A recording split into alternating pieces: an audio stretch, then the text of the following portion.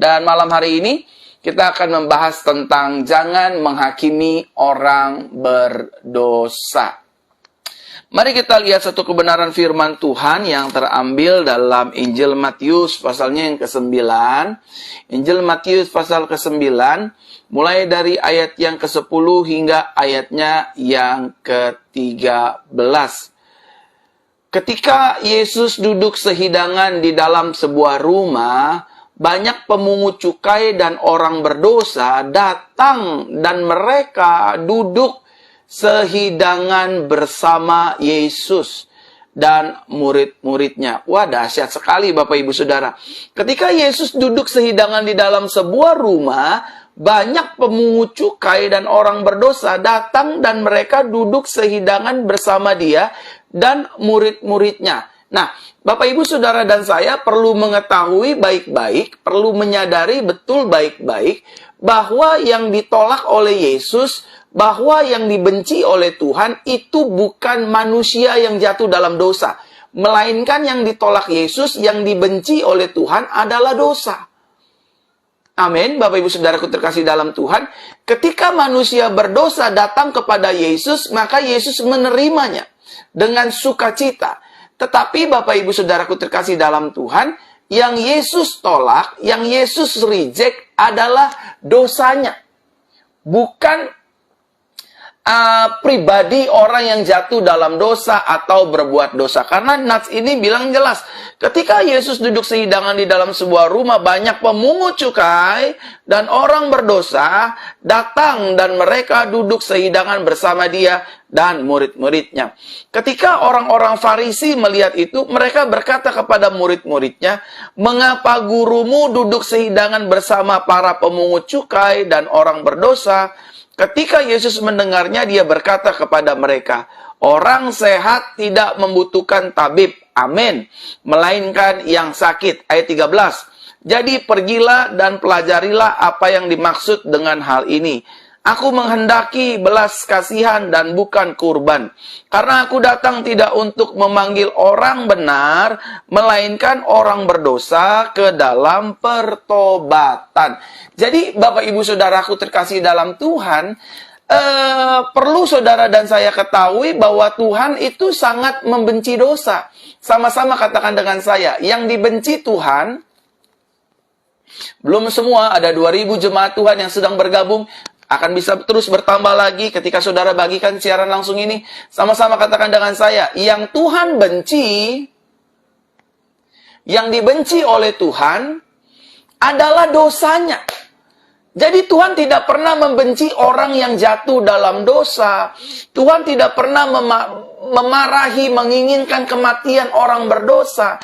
Di nats yang lain jelas Bible mencatat bahwa Tuhan tidak mengingini atau menghendaki garis miring kematian orang fasik.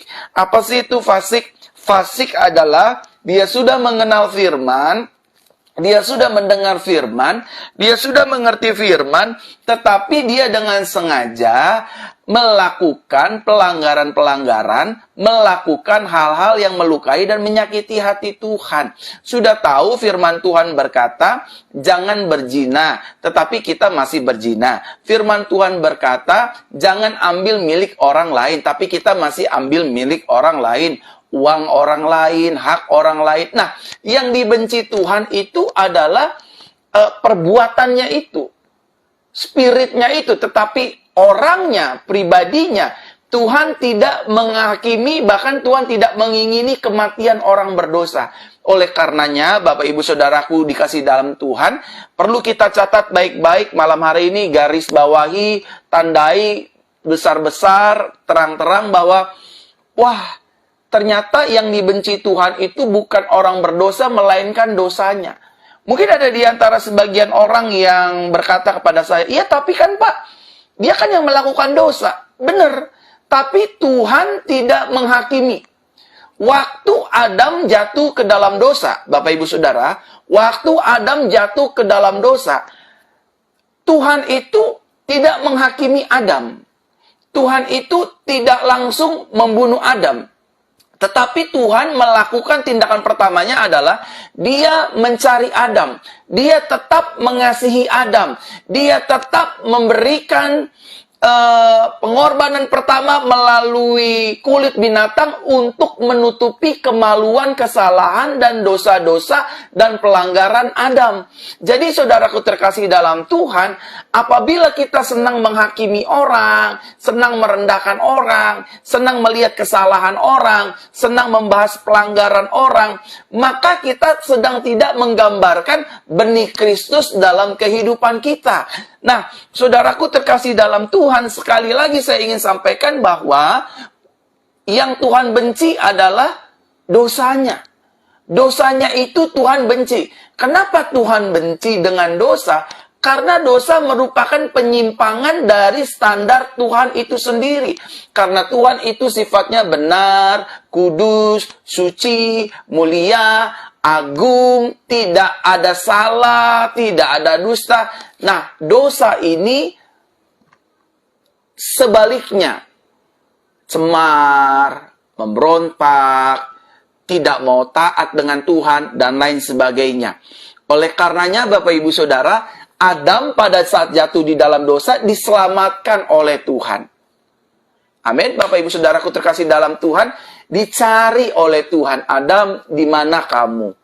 Dia takut, Bapak Ibu Saudara, karena memang dosa itu mendatangkan ketakutan. Sama-sama katakan dengan saya, dosa itu mendatangkan ketakutan. Amin. Dosa itu juga mendatangkan kemaluan, dibikin malu Bapak Ibu Saudara.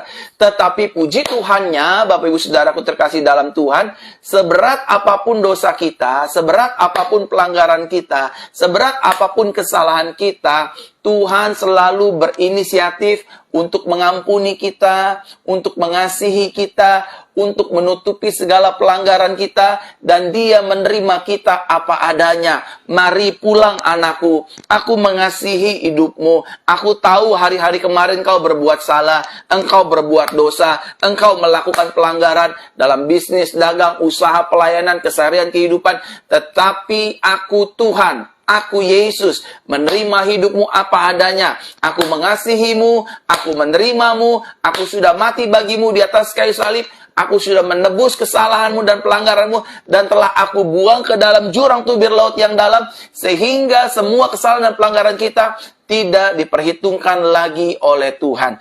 Oleh karenanya, Bapak Ibu Saudaraku terkasih dalam Tuhan, di mata Tuhan, saudara dan saya adalah anak kesayangannya. Sama-sama katakan dengan saya adalah anak kesayangan Tuhan. Amin, saudara. Dan perlu juga kita ketahui bahwa di mata Tuhan itu tidak ada dosa besar ataupun dosa kecil.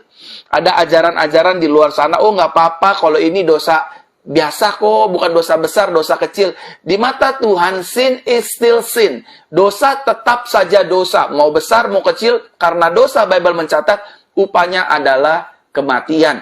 Tetapi bersyukur Bapak Ibu Saudara, kita sudah memiliki kepastian dan jaminan bahwa karena pelanggaran kita, karena dosa kita, karena pemberontakan kita, Yesus pada akhirnya mau menjadi sama seperti manusia, menanggung dosa kita, mengambil dosa kita, menanggung pelanggaran kita. Dia rela malu demi kesalahan saudara dan saya, sehingga pada akhirnya kita dimerdekakan, kita dibebaskan, kita tidak menjadi orang terbelenggu dan terpenjara, tapi kita benar-benar menjadi orang merdeka karena darah Yesus yang tercurah atas hidup kita. Amin, saudaraku terkasih dalam Tuhan.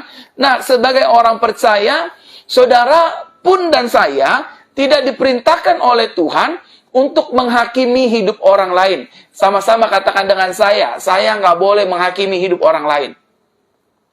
Belum semua, ayo Bapak Ibu Saudara, sama-sama katakan dengan saya, ada 2.400 jemaat Tuhan, sama-sama katakan dengan saya tidak boleh menghakimi hidup orang lain. Amin. Saudara nggak boleh menghakimi siapapun. Saudara nggak boleh menghakimi keluarga saudara. Saudara nggak boleh menghakimi, even though itu musuh-musuh kita. Tapi Pak, saya hidupnya sudah direndahkan, diomongin setiap hari sama orang ini. Masa sih Pak saya nggak boleh balas? Jangan saudara. Jangan balas yang jahat dengan yang jahat. Karena membalas yang jahat dengan yang jahat adalah suatu kejahatan di mata Tuhan. Oleh karenanya, kita yang sudah hidup di dalam kasih karunia, kita yang sudah hidup di dalam anugerah, jangan balas yang jahat dengan yang jahat. Jangan menghakimi orang berdosa. Kalau kita lihat orang berdosa, Bapak Ibu Saudara, biasa aja. Kalau kita melihat orang yang hidup dengan sengaja ataupun tidak sengaja melakukan dosa ataupun jatuh di dalam dosa, percayalah saudara, kalau Tuhan berfirman dalam Bible mengatakan bahwa dia tidak menginginkan kematian orang fasik, saya yakin dan percaya kita sedang diajar. Biarlah kita menyerahkan segala penghakiman hanya ke dalam tangan kedaulatan Tuhan Yesus Kristus. Sekali lagi sama-sama katakan dengan saya diperintahkan Tuhan bukan untuk menghakimi. Amin. Semua sama-sama katakan dengan saya diperintahkan Tuhan bukan untuk menghakimi. Amin, saudaraku terkasih dalam Tuhan. Nah, kita diperintahkan Tuhan itu untuk mengasihi. Sama-sama katakan dengan saya diperintahkan Tuhan untuk mengasihi. Dan menjadi berkat. Amin, saudaraku terkasih dalam Tuhan. Siapapun Bapak Ibu Saudara, apapun latar belakang kita, kita diminta Tuhan untuk saling mengasihi dan menjadi berkat bagi sesama, menjadi berkat bagi orang di sekitar kita, menjadi berkat bagi keluarga kita, rumah tangga kita, orang-orang di sekitar pelayanan kita. Stop menghakimi, stop membicarakan kekurangan orang lain, stop membicarakan pelanggaran-pelanggaran orang lain. Lebih baik saudara dan saya melakukan tugas yang Tuhan berikan. Apa tugasnya? Menjadi berkat dan mengasihi siapapun. Termasuk orang-orang yang mungkin menjahati hidup kita, yang meremehkan hidup kita, yang tidak menganggap hidup kita penting dan lain sebagainya. Lebih baik kita tetap mengasihi dan mengampuni orang yang bersalah kepada kita. Sama-sama katakan dengan saya nggak boleh menghakimi. Amin? Saya tidak boleh menghakimi. Nah, pertanyaannya adalah, bagaimana pastor? Mungkin ada banyak orang bertanya, begini pastor, gimana caranya sikap saya, sikap saya, ketika melihat orang di luar sana, atau kita menemukan orang di luar sana, sedang berbuat dosa dengan sengaja, atau sedang jatuh di dalam dosa. Katakan, let's say itu mungkin keluarga kita, saudara kita, pendeta kita, gembala jemaat kita. Saya nemu, pastor, gembala saya jatuh dalam dosa, gembala saya jatuh dalam perzinahan, pendeta saya jatuh dalam pornografi, pendeta saya jatuh dalam seks, pendeta saya jatuh dalam uang dan lain sebagainya. Saya lihat kakak ipar saya bercerai, pastor. Saya melihat orang ini melawan kebenaran firman Tuhan, senang hidup jatuh bangun dalam dosa dan lain sebagainya. Lalu bagaimana sikap saya sebagai orang percaya? Yang pertama, sikap kita sebagai orang percaya, ketika kita sudah melihat dan menemukan ada orang yang dengan sengaja ataupun tidak sengaja melakukan dosa itu di mata kita. Yang pertama, jangan menghakimi dan merendahkan orang tersebut. Sama-sama katakan dengan saya nggak boleh menghakimi dan merendahkan orang berdosa. Amin. Sama seperti Yesus menerima kita apa adanya, demikian pula saudara dan saya harus menerima orang berdosa apa adanya. Sama-sama katakan dengan saya, sama seperti Yesus menerima orang berdosa apa adanya, demikian saudara dan saya kita menerima orang yang berdosa, orang yang jatuh dalam dosa juga apa adanya. Iya Pak, tapi dia itu komunitas LGBT, dia itu biseksual dan lain sebagainya. Itu kan melanggar firman Tuhan. Jangan tolak orang-orang ini, saudara. Karena yang ditolak Tuhan bukan orang-orang yang melakukan dosa ini. Yang ditolak Tuhan adalah spiritnya. Roh di balik orang yang melakukan dosa itu. Nggak ada orang yang mau, saudara. Nggak ada orang yang mau menikah laki-laki dengan laki-laki. Sejujurnya nggak ada yang mau. Karena memang Bible mencatat bahwa pernikahan dari awalnya itu pria dengan wanita. Bukan wanita dengan wanita, pria dengan pria. Nggak ada yang mau, saudara. Tetapi di balik pernikahan sejenis ini, ada spiritnya, saudara. Ada roh yang lain. Inilah yang Yesus hardik. Inilah yang Yesus tolak. Inilah yang Yesus tentang. Makanya kalau saudara ketemu orang-orang yang penyuka sesama jenis, pria sama pria, wanita sama wanita, atau ketemu orang yang sering selingkuh, sering berzina, sering pakai narkoba, suka jual diri sebagai wanita piaraan, wanita malam, pria-pria simpanan, menjadi gigolo, menjadi gay, menjadi... Jangan dihakimin, saudara. Percaya, saudara, percaya. Yesus bukan menghakimi orang-orang ini. Justru Yesus, apa yang Yesus lakukan? Dia cuma meneteskan air mata. Yesus pasti meneteskan air matanya. Wah, Bapak ini, Pastor Verona ini cocok logi nih namanya nih. Cocok logi. Saya nggak cocok logi, saudara. Saya tahu. Kenapa saya tahu? Karena Tuhan kita itu Tuhan yang penuh dengan kasih. Saya ingat firman Tuhan ini nih, saudara. Kalau Bapamu yang jahat di bumi tahu memberi apa yang terbaik bagi anak-anaknya. Apalagi Bapamu di sorga. Dia pasti memberikan matahari yang sama, hujan yang sama kepada orang-orang saleh dan juga kepada orang-orang berdosa. Jadi kalau di hari-hari ini saudara lihat, Pak, saya lihat kakak saya tuh Pak, mau cerai Pak. Itu kan dosa melanggar firman Tuhan, dasar nggak punya otak tuh kakak saya Pak. Berontak sama Tuhan. Shh, jangan hakimin. Kita nggak tahu masalah dia apa. Kita nggak tahu problem dia apa. Jadi kalau ada orang yang sedang jatuh di dalam dosa, terikat dengan seks bebas, terikat dengan onani, terikat dengan penyembahan berhala, sering pergi ke dukun, ke paranormal, nyembah patung, jangan dihakimin. Jangan dihakimin, saudara. Ingat, saudara, kita tidak diminta Tuhan untuk menghakimi, apalagi merendahkan orang lain. Apa? Dia kan senangnya berzina, dia kan wanita piaraan, dia kan wanita simpenan. Dia bisa kaya karena dia dipelihara sama om-om, Pak. Pak Pendeta, kakak saya itu bisa punya apartemen karena dia jual diri. Dia bisa beli iPhone terbaru karena dia jual diri. Dia melacurkan dirinya. Stop menghakimi siapapun, saudara. Yesus pun ketika melihat pria dengan pria menikah, wanita dengan wanita menikah, Yesus nggak marah-marah, Yesus nggak banting-banting meja, Yesus nggak gebrak-gebrak, Yesus nggak ngomong, dasar kalian manusia nggak punya otak, udah saya ciptakan, nggak taat, melanggar firman lagi. Itu bukan Yesus. Yesus saudara dan Yesus saya, Tuhan saudara dan Tuhan saya, dia berfirman, dia akan genapi. Aku nggak menginginkan kematian orang fasik, melainkan pertobatan. Dan Yesus mengerti kok, Yesus mengerti. Jangan salah artikan saya loh ya. Yesus mengerti betapa sulitnya orang keluar dari keterikatan dosanya dan pelanggarannya. Saya mengerti betul juga saudara, untuk keluar dari dosa perzinahan, onani, seks bebas, nonton video porno, video cabul, itu sulitnya setengah mati. Kita butuh grace of Christ, kita butuh anugerah Yesus, kita butuh belas kasih Yesus untuk kita dapat terlepas dari pornografi, perzinahan, masturbasi, suka sama jenis, melakukan hubungan seks di luar nikah, melakukan tindakan-tindakan amoral. Itu pasti sulit untuk dilepaskan.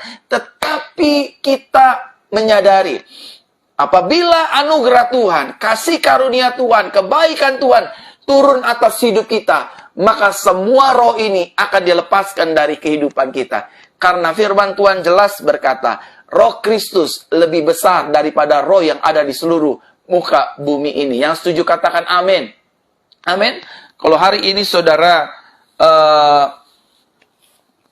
saudara benar-benar sedang melihat atau berteman dengan orang-orang berdosa, lihat mohon maaf, lihat waria atau apapun lah, jangan dihakimin. Saya punya banyak teman waria, banyak teman banci, banyak.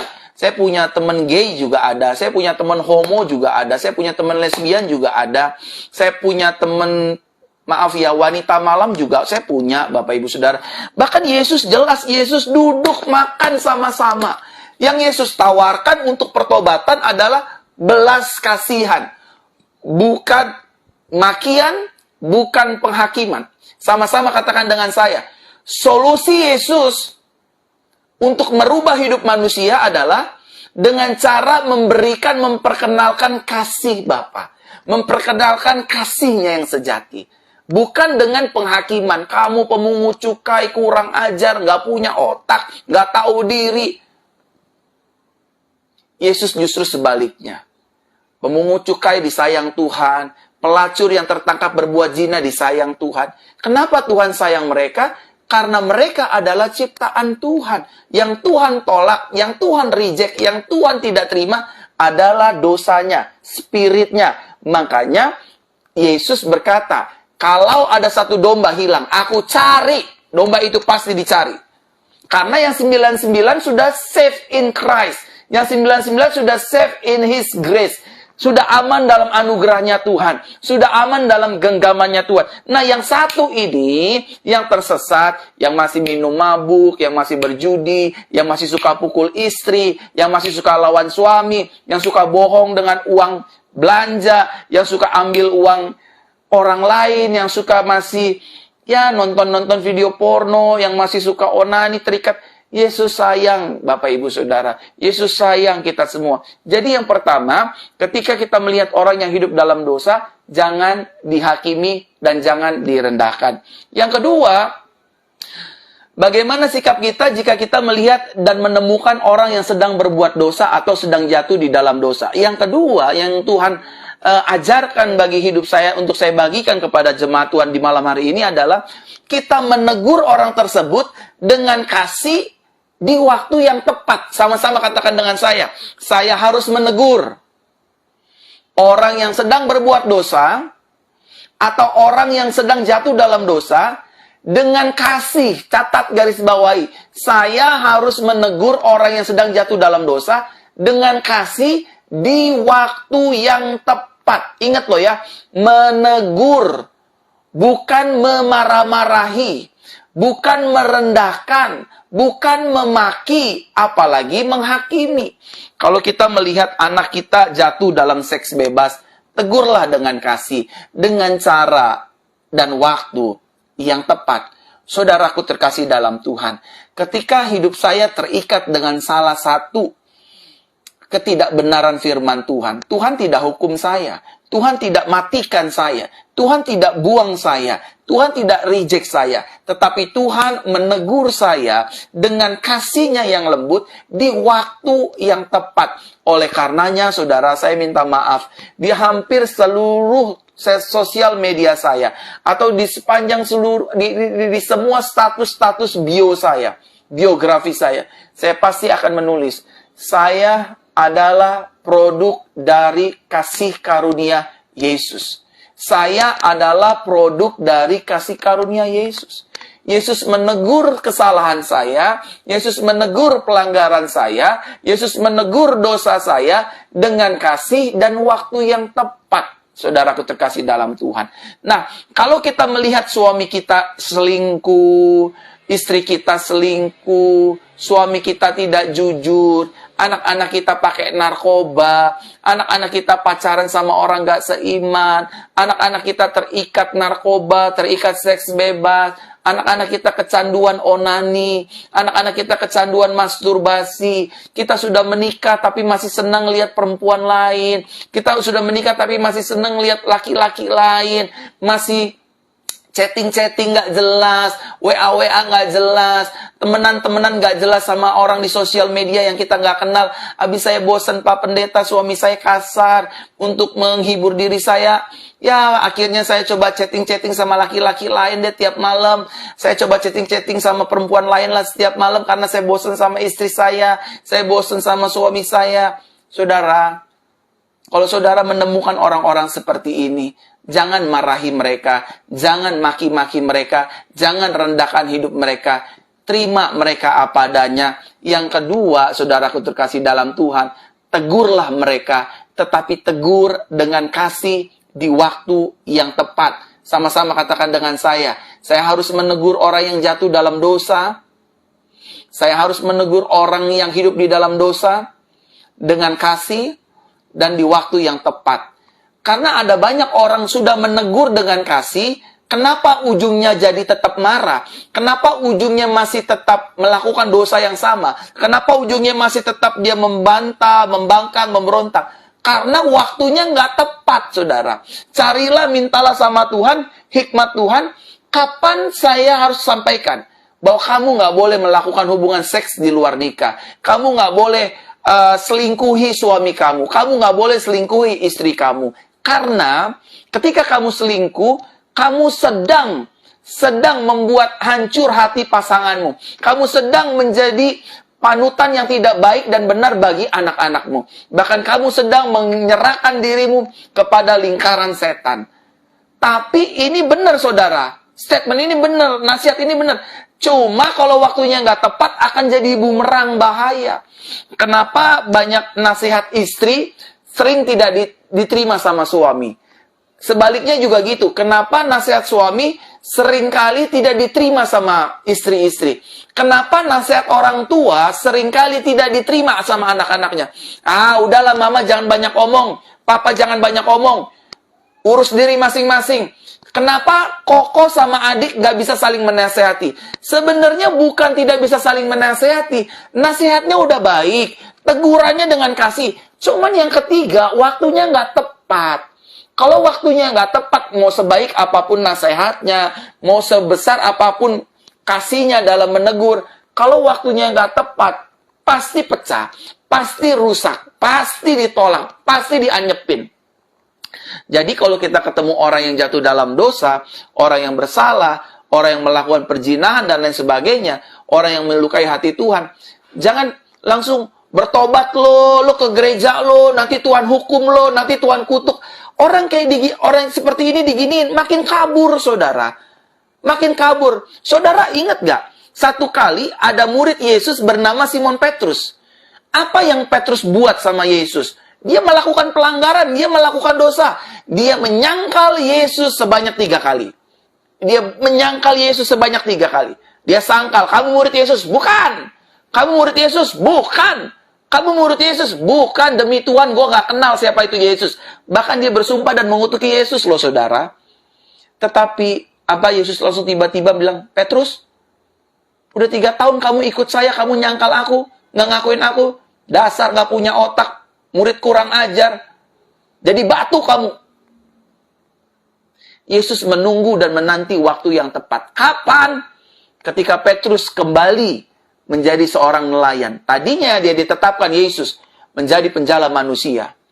Tetapi karena Petrus frustasi, Petrus kehilangan arah, lost direction, karena Yesus mati, disalibkan dan dikubur, nggak bangkit-bangkit. Saudara, ketika Petrus kembali menjadi seorang nelayan, tangkap ikan, dia bosan jadi rasul. Gue mau balik lagi deh jadi penjala ikan. Saudara tahu apa yang Yesus perbuat? Dari pantai Yesus bilang, hai anak-anak, ada lauk pauk enggak ya? Ada makanan enggak ya? Lalu, Yohanes murid yang dikasih Yesus mengenali, itu guru, itu Tuhan. Lalu Petrus langsung nyemplung ke danau, menyampari Yesus. Tapi Petrus nggak berani. Yesus ajak makan dulu murid-murid. Lihat nih ya, Simon Petrus ini menjadi racun buat ke-10 murid lainnya. Yudas sudah nggak ada, udah mati. Sisa 11. Petrus balik, ditanya sama Thomas, kamu mau kemana Petrus? Saya mau balik lagi jadi nelayan. Saudara tahu apa yang terjadi? Ke-10 murid ini ngikutin Petrus ngintil jadi nelayan ikan lagi. Padahal dia tuh ditetapkan kalian semua ini rasul, penjala manusia. Tapi karena frustasi, karena dosa, karena pelanggaran, akhirnya stres. Tapi dari jauh Yesus bilang, woi anak-anak, ada makanan nggak? Ada lauk pauk nggak? Nggak ada. Tiba-tiba Yohanes kenal dia. Wah itu Tuhan tuh. Lalu Petrus loncat. Waktu Petrus loncat, semuanya juga ikutan, saudara. Menuju ke daratan, bibir pantai. Lalu mereka makan, masak ikan, pecah-pecahin roti, makan. Ada sekitar 153 ikan kira-kira ya. Dan waktu mereka makan, baru Yesus memiliki waktu yang tepat untuk menegur Simon Petrus. Tegurnya dengan kasih lagi. Habis makan, sudah kenyang, semuanya udah kenyang, udah oke. Perutnya udah gak keroncongan, ketemu Yesus pasti gemeteran dong Petrus kan. Karena Petrus masih ada di pikirannya, habis nih saya nih, mati nih saya nih, hancur nih saya nih. Karena saya menolak Yesus. Saya tidak mengakui Yesus. Saya menyangkal Yesus. Pasti saya habis dikutukin nih. Pasti saya habis dikutukin jadi batu. Tahu saudara, apa yang Yesus lakukan?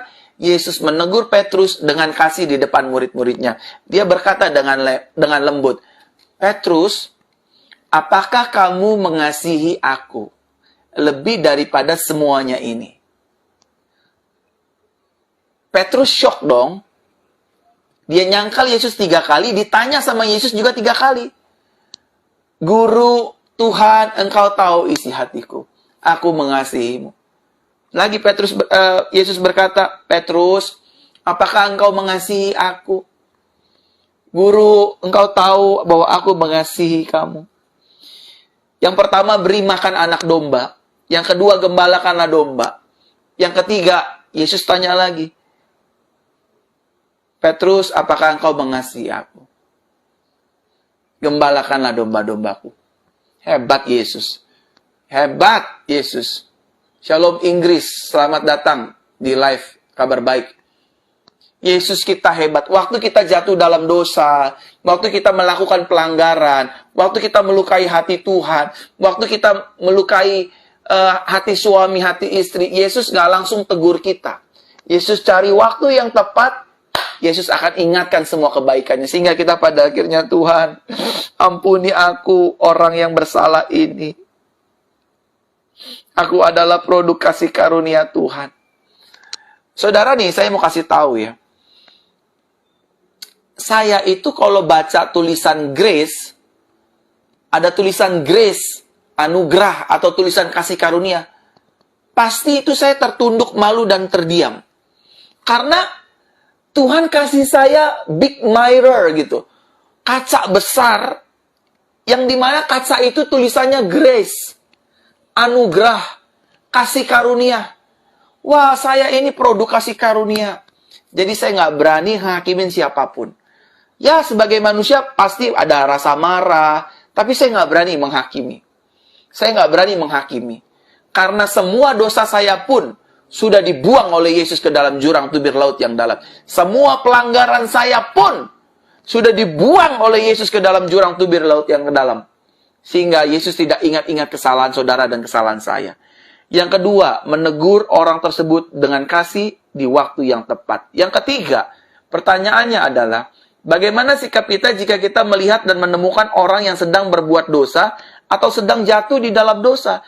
Yang ketiga, membimbing orang tersebut untuk kembali kepada Tuhan dan untuk meninggalkan dosanya. Artinya saudara dan saya harus menggembalakan orang tersebut.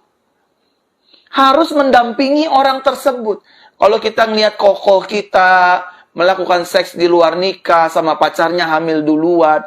Kalau kita melihat cici kita suka sesama jenis, akhirnya dia menjadi lesbian, dia menjadi wanita malam, menjadi wanita piaraan. Jangan dihakimin, jangan ditolak. Terima dulu, terima dia. Tegur dengan kasih di waktu yang tepat. Yang ketiga, mari kita bimbing dia ke Tuhan. Kita bilang bahwa Yesus itu baik. Yesus itu tidak menginginkan kematian orang berdosa. Yesus itu justru sebaliknya. Kita yang berzina, kita yang berdosa, kita yang selingkuh, kita yang korupsi, kita yang makan uang orang. Yesus yang mati tersalibkan. Waduh. Saudara beruntung, saya beruntung kita punya Yesus. Sama-sama katakan dengan saya beruntung memiliki Yesus. Semua sama-sama katakan dengan saya beruntung memiliki Yesus. Apa beruntungnya? Beruntungnya, waktu kita jatuh ke dalam dosa juga, Yesus tetap membimbing kita. Waktu Daud jatuh dalam dosa, berzina dengan Berseba, Daud bilang, Tuhan jangan ambil rohmu daripadaku. Tuhan nggak ambil rohnya tuh. Tuhan bimbing Daud baik-baik. Tuhan bimbing Daud baik-baik. Waktu Tuhan menangkap Saulus menjadi Paulus, Tuhan gak macem-macemin Paulus tuh. Dia nyatakan kasihnya, dia nyatakan kebaikannya, dia nyatakan kemurahannya. Oleh karenanya saudara, kalau kita ketemu orang yang jatuh dalam dosa, suami kita lagi jalan dengan wanita lain, aduh Pak, saya bingung Pak, suami saya pacaran sama perempuan lain, gimana ya Pak? Saya ini marah, saya kata-katain aja dia, dasar laki-laki nggak tahu diri, tua bangka, udah miskin, nggak punya duit, selingkuh. Aduh, jangan ibu, jangan hakimi siapapun. Karena ukuran yang kita pakai untuk mengukur akan diukurkannya kepada kita. Artinya masih ada tabur tuai. Amin, Bapak Ibu Saudara. Kalau kita ngelihat tetangga kita kumpul kebo, kita ngelihat keluarga kita ada yang sex before marriage, belum menikah tapi sudah tinggal satu rumah, punya anak 1, 2, dan 3. Jangan marah-marahin, jangan hakimin, jangan jelek-jelekan. Mari kita bimbing orang-orang ini untuk bertemu kepada Tuhan Yesus Kristus. Seperti saya, Bapak Ibu Saudara, saya ini nggak pernah ngakimin siapapun, Bapak Ibu Saudara. Dalam khotbah saya nggak pernah bilang, saudara bertobat, saudara bertobat, saudara bertobat. Bertobat dari dosanya, kalau tidak masuk neraka, saudara terkutuk. Saya nggak pernah begitu, saudara. Semenjak saya hidup di dalam anugerah Yesus, saya ini produk kasih karunia Yesus, saya nggak mau begitu. Saya bimbing aja saudara terus ke dalam firman Tuhan. Saya sampaikan terus kabar baik. Sehingga kita dibuka mengalami metanoia, paradigma yang baru.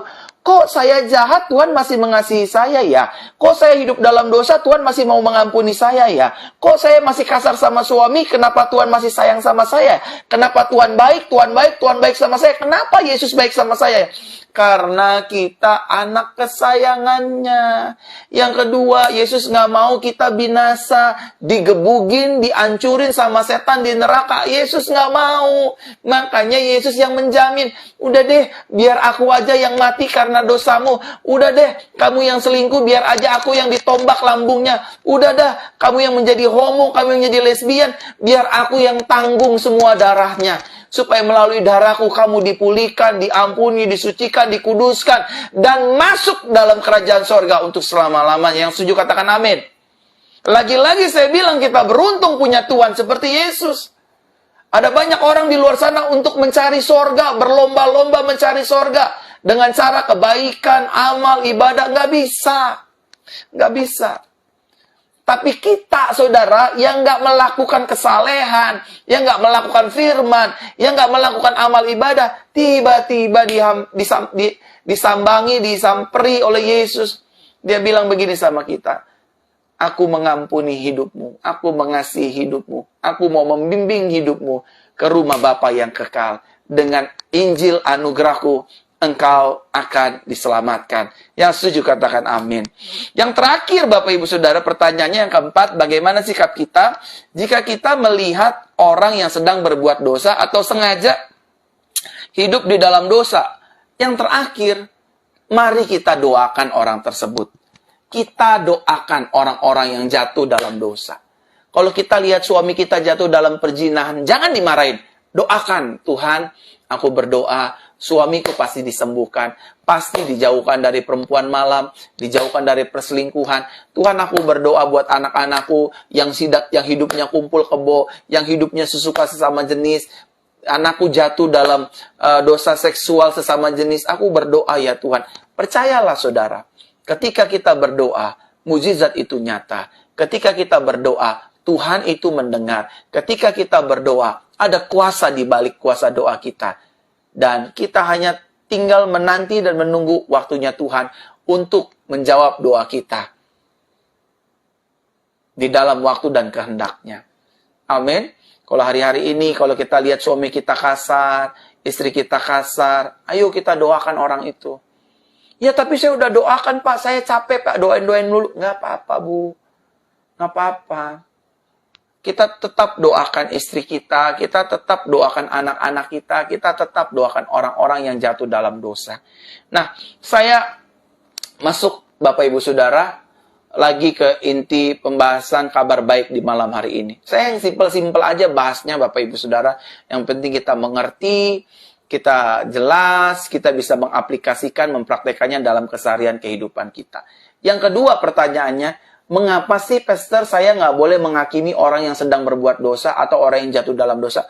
Kenapa sih saya nggak boleh menghakimi orang LGBT? Kenapa sih saya nggak boleh menghakimi orang yang jadi waria, jadi banci, orang yang pakai narkoba, orang yang kasar, orang yang tukang berzina, wanita malam? Kenapa saya nggak boleh menghakimi? Karena yang pertama, penghakiman adalah haknya Tuhan dan bukan haknya manusia. Kita jangan bilang, wah orang-orang LGBT masuk neraka semua. Nggak bisa, bos. Nggak bisa. Hidup ini ditentukan oleh perkataan firman. Memang tindakan mereka melanggar firman, tapi tetap kedaulatan dan ketentuan akan datang dari tangan Tuhan. Kenapa kita nggak boleh menghakimi siapapun? Karena penghakiman itu miliknya Tuhan. Sama-sama katakan dengan saya, penghakiman adalah miliknya Tuhan. Jadi kalau suami kita kasar, jangan hakimin suami kita. Aduh, suami saya sama Pak, tangannya Pak, ringan tangan. Oh, sering memberi uang. Bukan. Sering pukulin istri, sering pukulin anak. Jangan hakimi, saudara. Jangan hakimi. Justru sebaliknya kita harus speak out. Kita berkata, Tuhan, suamiku tangannya pasti diberkati, pasti diurapi. Jangan hakimin. Waduh, Pak, saya dibohongin terus, Pak. Saya dirugiin, Pak. Ratusan juta, miliaran, Pak. Saya ditipu, Pak. Saya mengerti itu menyakitkan. Tetapi belajar untuk tidak menghakimi orang-orang tersebut. Belajar kita menyerahkan segala sesuatunya ke dalam tangan Tuhan. Karena ketika kita menyerahkan segala sesuatunya ke dalam tangan Tuhan, Tuhan yang sendiri akan menjadi pembela kita, penolong kita, penyertaan hidup kita, dan membuat hidup kita bersukacita kembali. Jangan hakimi siapapun. Karena penghakiman adalah miliknya Tuhan. Ingat, saudara dan saya tidak diberi hak oleh Tuhan untuk menghakimi siapapun. Oh, ajaran ini sesat. Oh, ajaran ini bidat. Oh, pendeta ini sesat. Oh, gembala saya ini sesat, pastor. Masa uang perpuluhan dia makan? Masa uang persembahan dia bawa kabur? Shh, stop. Jangan menghakimi, saudara. Karena penghakiman adalah miliknya Tuhan. Amin. Kalau kita mau melakukan kabar baik, melakukan hal-hal baik, tegur dengan kasih di waktu yang tepat. Tegur aja. Saudara, saya ini gembala jemaat Gereja Jesus Christ Church.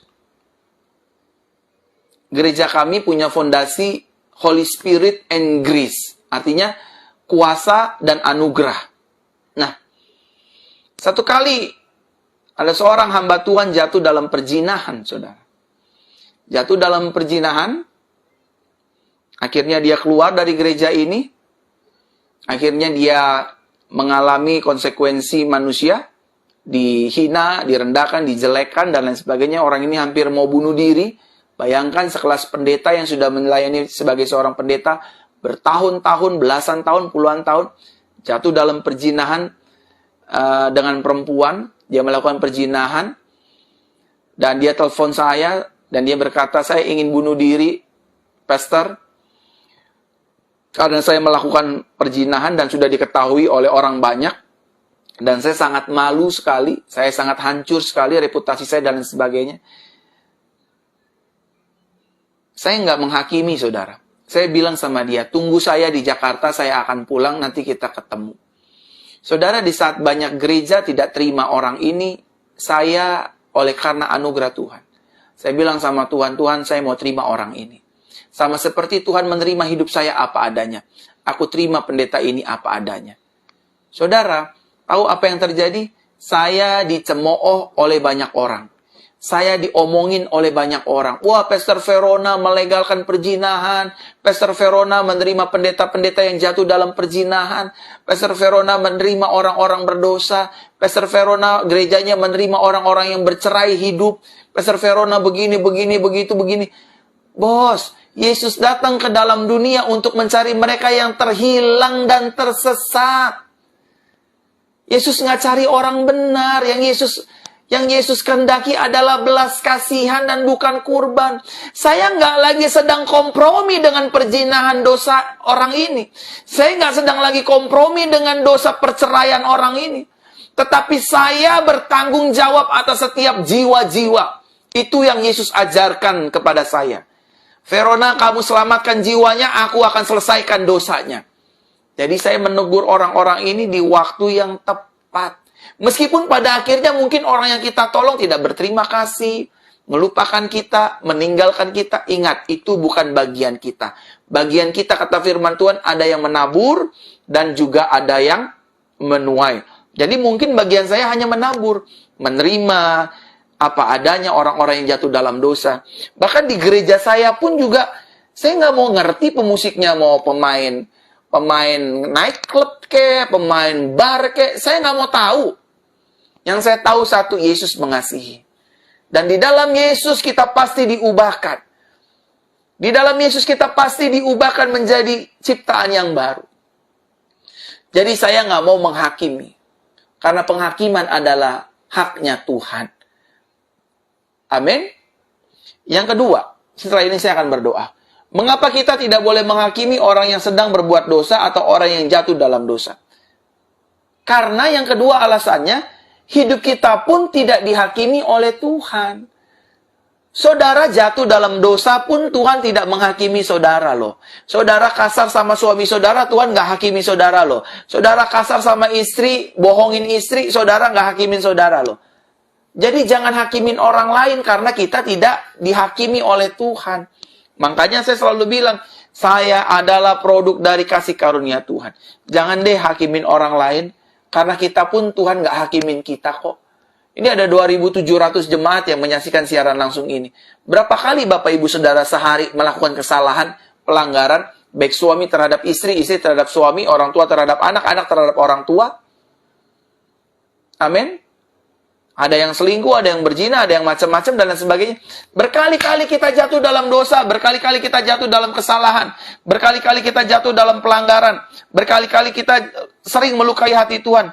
Tetapi praise the Lord, berkali-kali juga Tuhan mengasihi hidup kita. Tuhan mengampuni hidup kita. Dan Tuhan tidak menghukum hidup kita. Amin, saudaraku terkasih dalam Tuhan. Tuhan mengasihi hidup Bapak, Ibu, Saudara, dan saya.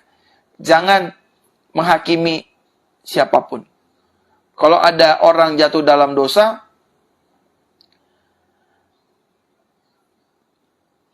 terimalah mereka. Tegurlah dengan kasih dan jangan tolak mereka. Saudaraku terkasih dalam Tuhan,